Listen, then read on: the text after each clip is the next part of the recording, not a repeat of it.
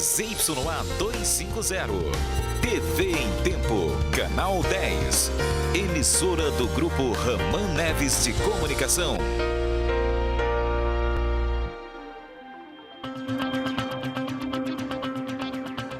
Duas mortes nesse fim de semana e obras da Arena da Amazônia são paralisadas. Ministério Público do Trabalho faz vistoria no estádio em obras. Taxista é assassinado no Novo Israel, zona norte de Manaus, o 8º só este ano. Semana decisiva na Câmara Municipal de Manaus, projetos importantes ficam para a última hora por causa de divergências. A sessão ficou parada por cerca de 40 minutos. O relator da proposta decidiu reunir com o presidente da casa para discutir pontos polêmicos do plano diretor. Depois de quase 2 semanas parado, cirurgias e internações são retomadas no Hospital Universitário Getúlio Vargas.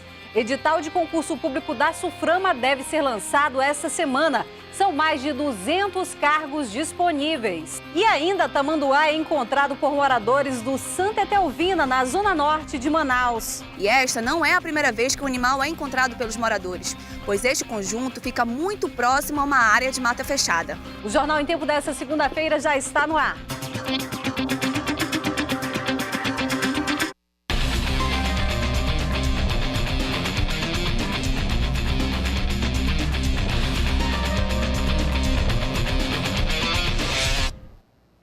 Olá. Depois de 2 mortes nesse fim de semana, as obras da Arena da Amazônia foram paralisadas. O Ministério Público do Trabalho fez uma vistoria no local. O dia começou com uma confusão na entrada do canteiro de obras da Arena. Operários e seguranças se desentenderam. Houve tumulto depois que o Sindicato dos Trabalhadores da Construção Civil tentou fechar a entrada. As obras foram paralisadas em protesto contra a falta de equipamentos de segurança. Desde 2010, o Ministério Público do Trabalho investiga a execução das obras da Arena da Amazônia. Em 2012, a construtora Andrade Gutierrez se comprometeu em corrigir irregularidades encontradas no canteiro de obras. Mas no início deste ano, em janeiro, durante fiscalização, foram encontradas violações das normas do trabalho em altura. Este operário relata o problema. Está faltando a parte de linha de vida, porque ele só bate linha de vida aos arredores da arena.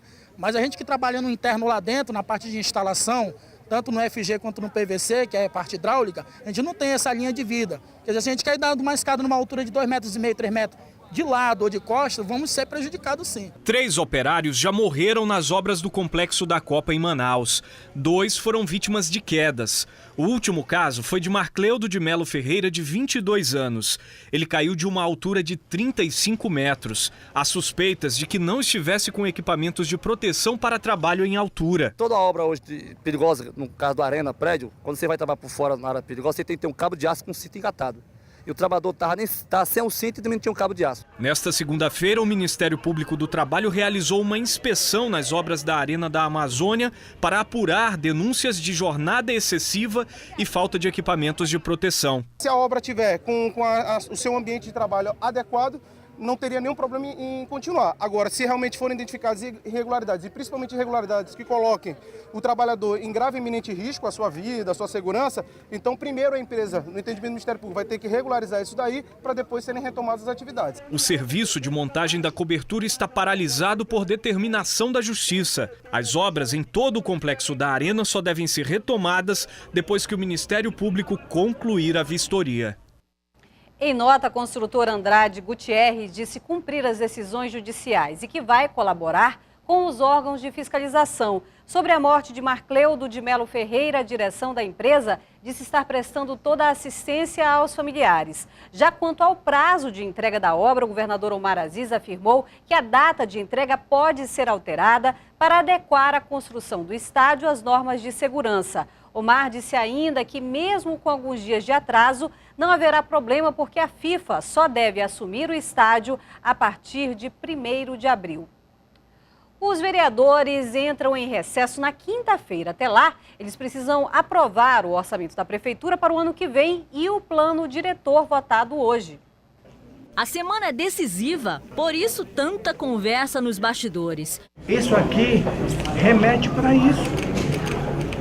remete para esse artigo. O plano diretor foi prioridade nessa segunda-feira. A sessão ficou parada por cerca de 40 minutos. O relator da proposta decidiu reunir com o presidente da casa para discutir pontos polêmicos do plano diretor, que ainda causam divergências entre os vereadores. A primeira divergência é quanto às regras para o funcionamento de igrejas evangélicas. No novo plano diretor, há uma tendência que se flexibilize a construção de templos evangélicos. São os dois pontos mais, digamos assim, mais polêmicos. Não há nenhum tipo de interesse por parte da casa de trancar o plano diretor, de conturbar a situação. O próprio relator foi contra esticar a emenda que trata dessas regras e deixar de fora itens como oferecer segurança aos fiéis e diminuir o nível do som. Na minha opinião, nós não devemos, porque todo empreendimento que tem concentração de pessoas tem que ser qualificado pelo tamanho e pelo reflexo que esse empreendimento traz, principalmente para a vizinhança. Outro ponto discutido foi tornar a Reserva Duque uma área de transição de floresta, considerá-la área verde urbana. Os parlamentares levaram mapas e passaram horas debatendo o assunto. Por não ter um diagnóstico ambiental, nos leva a crer que nós estamos incorrendo em um seríssimo erro ao querer caracterizar o entorno da Reserva Duque como uma zona de transição. Sendo uma zona de transição, está posto, está evidenciado que toda essa área, de fato, ela vai sofrer os impactos ambientais. Os vereadores ainda discutiram a aprovação de uma emenda que permite construções com até 25 andares em Manaus. As discussões foram retomadas à tarde. O plano diretor é um documento que reúne os parâmetros e regras para o desenvolvimento ordenado de Manaus. Ele recebeu mais de 200 emendas. A votação do plano diretor segue no plenário da Câmara e deve entrar pela noite. E os novos secretários municipais tomaram posse hoje no Palácio Rio Branco. Eles assumem as vagas de quem deixou o cargo para concorrer às eleições de 2014. Entre eles, o secretário de Obras e vice-prefeito Issa Abraão. Vamos falar agora ao vivo com a repórter Débora Holanda, que traz mais informações. Boa tarde, Débora. Boa tarde, Marcela. Começou agora a cerimônia de posse dos novos secretários. O prefeito Arthur Neto acabou de chegar e, como já era esperado, serão anunciados os novos secretários, como já foi anunciado na semana passada. Humberto Biquiles assume a Secretaria Municipal de Educação. Márcio Noronha assume a Secretaria de Governo.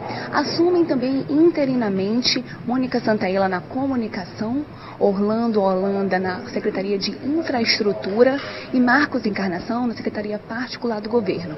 Os que deixam o governo são Paulo Derney Avelino, que vai concorrer à reeleição de deputado federal, Dom Marcos Mendonça, que vai disputar uma vaga na Assembleia Legislativa, e a grande especulação é em torno do Issa Abraão, especula-se que ele irá para o vice-governador, mas ainda não foi confirmado pelo partido.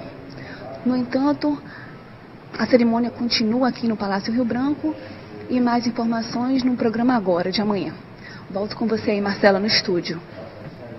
Obrigada. Essa foi a Débora Holanda ao vivo do Palácio Rio Branco. Em instantes, gerente de banco é feito refém por trabalhadores rurais em Parintins. E ainda, a morte de mais um taxista em Manaus, o 8º este ano. A gente volta já.